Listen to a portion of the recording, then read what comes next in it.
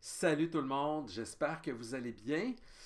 Alors maintenant, je vous présente un autre outil dans le coffre à outils de la thérapie de troisième vague, la thérapie cognitivo-comportementale de troisième vague, qui se nomme ACT, ACT, pour thérapie d'acceptation et d'engagement, en anglais Acceptation and Commitment Therapy.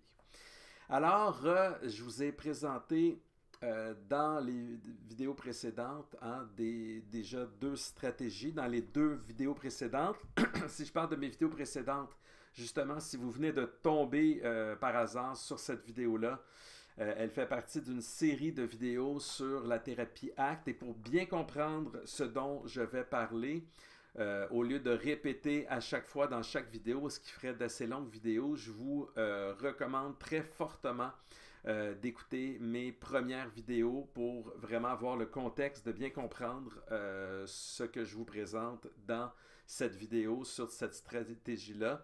Les vidéos ne sont pas très longues. Si le sujet vous intéresse, hein, c'est une mini-formation, dans le fond, gratuite pour vous aider à vous à comprendre et à vous intéresser à ce qui se passe d'une manière objective dans votre esprit, si on veut, et à y répondre surtout d'une manière constructive à travers la compréhension que nous permet la thérapie ACT de nos émotions et nos pensées négatives et de la manière de composer avec ces dernières d'une manière constructive.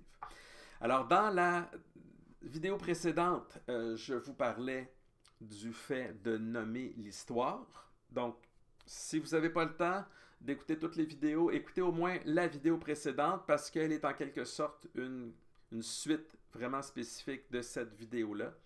Donc, de toute façon, sur ma chaîne, vous allez avoir des listes de lecture et j'ai vraiment une liste thérapie ACT et vous allez avoir toute la série de ces vidéos-là. Et ben, je mets un lien de toute manière dans ma chaîne YouTube, vous allez pouvoir consulter aussi cette série-là directement à partir de cette vidéo.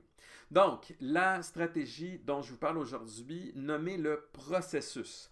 Donc, dans la vidéo précédente, l'idée était de donner un nom, comme si c'était le nom d'une histoire, aux pensées négatives qui reviennent sans cesse. Et le fait de nommer cette histoire-là, ah tiens, voici la fameuse histoire du fait que j'ai peur de mourir du cancer, par exemple, ou de faire du mal à mes proches sur le coup de l'impulsion. Donc ça, ce sont deux exemples de TOC. Ou dans le cas de la dépression, du manque d'estime de soi, la fameuse histoire du fait que je vaux rien, que personne ne pourra jamais s'intéresser à moi. Donc tout ça, ça aide à permettre au lobe préfrontal d'exercer un contrôle sur le système limbique pour justement aider à défusionner, hein, car le problème, ce ne sont pas les pensées et les émotions négatives, elles sont normales, elles font partie intégrante de la vie humaine et le fait de les combattre, c'est ça le problème. Plus vous allez les combattre, plus elles vont être présentes dans votre vie. Alors l'idée est plutôt d'apprendre à les accepter, hein? Vous voyez la thérapie d'acceptation. On verra plus tard à quoi consiste l'engagement.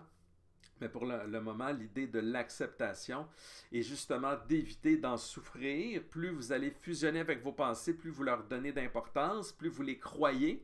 Hein, parce que dans la thérapie ACT, on rappelle que nos pensées ne sont que des mots. Donc, on n'a pas à donner nécessairement une grande importance à ces mots-là. Hein. Des pensées peuvent être futiles, des pensées peuvent être fausses, des pensées peuvent être trop simplistes, etc.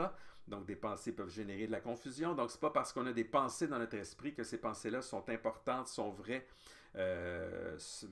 visent à nous rendre mieux dans notre vie, etc. Donc, nos pensées peuvent être complètement fausses et futiles. Et c'est même la majorité d'entre elles, parce que tout être humain a des pensées intrusives chaque jour par centaines, voire par milliers, et on s'en aperçoit à peu près pas. Et ça découle du fonctionnement normal de notre cerveau.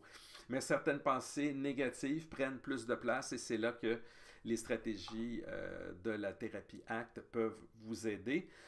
Donc, on apprenait à nommer l'histoire dans la vidéo précédente, mais parfois, les pensées sont pas assez précises ou sont trop nombreuses. Dans le cas du trouble d'anxiété généralisée, hein, souvent on ressent beaucoup d'anxiété et les pensées, les peurs peuvent vraiment porter sur différents sujets, ou dans certains contextes, on peut anticiper une situation où on peut se sentir mal, mais on ne sait pas exactement pourquoi. Mais malgré tout, même si on ne sait pas pourquoi, on peut être porté à donner beaucoup de place à ces pensées ou ces émotions-là et fusionner avec elles. Donc, c'est très important. Dans ce cas-là, on nomme le processus. Donc, au lieu, quand on ne peut pas nommer la pensée comme telle, on nomme le processus, c'est-à-dire, on peut se dire, par exemple, et là, je vis de l'anxiété, alors je nomme le processus. Mon cerveau s'inquiète beaucoup de différentes choses. Donc, en nommant le processus, ben, encore une fois, vous activez la partie de votre cerveau qui peut exercer un contrôle sur les émotions. Ça vous permet de prendre une distance. L'objectif n'est pas d'éliminer les émotions. L'objectif est d'apprendre à ne pas leur donner toute la place à ces pensées, à ces émotions-là. Ben là, dans mon exemple, si je m'inquiète, c'est que je ressens de l'anxiété. Mais souvent, je vais me mettre à analyser, je vais me mettre à m'inquiéter davantage, etc. Quand on est anxieux, hein, le cerveau est sur le qui-vive, c'est de l'anticipation anxieuse. Donc, alors si simplement vous nommez le processus, alors mon cerveau s'inquiète, ou dans le cas de n'importe quelle autre situation, vous avez certains thèmes sur lesquels vous ruminez. Alors, votre cerveau, il repasse constamment différentes pensées sur différents thèmes sans que nécessairement vous puissiez lui donner à ces pensées-là un nom d'histoire. Eh bien là, vous nommez le processus. Alors, simplement, mon cerveau, il est en train de ruminer. Donc, le fait de nommer le processus, ben, ça permet vraiment de regagner une sorte de contrôle. Plutôt que de fusionner avec ce que vous vivez, ben, en nommant le processus, ben, vous prenez une saine distance qui vous permet de voir que quelque chose se passe à l'intérieur de vous, dans votre cerveau vous envoie des messages. Ces messages visent toujours votre bien, même si ils vous font vous sentir mal. Et le fait d'écouter ce message-là, de l'accepter, hein, de nommer le processus, ou de nommer l'histoire, ou de nommer la pensée, tout ça, ça permet de voir que ce sont des mots et de voir que ces mots-là n'ont pas à prendre toute la place, même s'ils ont tout à fait le droit d'être présents dans votre esprit.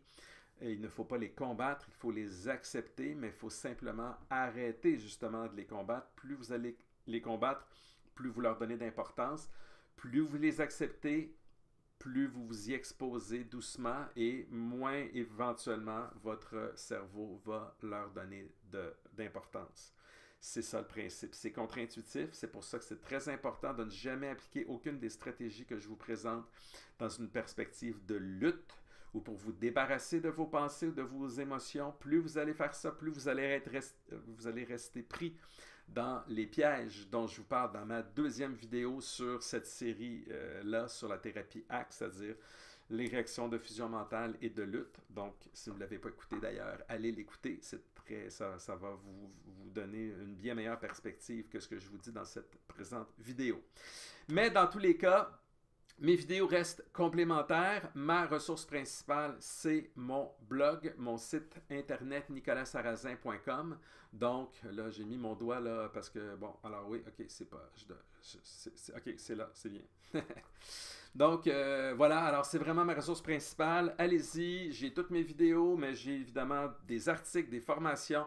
J'ai beaucoup plus de contenu pour vous aider, particulièrement si vous souffrez du trouble obsessionnel compulsif et de troubles anxieux, mais aussi la dépression. J'ai même une formation sur le sujet. Donc, n'hésitez pas. Et évidemment, si vous voulez m'encourager, s'il vous plaît, mettez un petit j'aime sur la vidéo et n'oubliez pas de vous abonner. Et en terminant, s'il vous plaît, prenez le temps de commenter. Vous avez une question, vous avez un commentaire, vous aimez ce que je dis, vous n'aimez pas ce que je dis, il y a des choses que vous ne comprenez pas, vous posez des questions. Allez-y, commentez s'il vous plaît, je vais répondre à tous vos commentaires avec un grand plaisir et ça me fera plaisir justement de préciser certaines choses ou de vous référer à des ressources complémentaires, évidemment, s'il y a lieu, parce que l'espace des commentaires peut être limité. Alors voilà, j'espère que cette vidéo vous aura été utile. Je vous dis à très bientôt.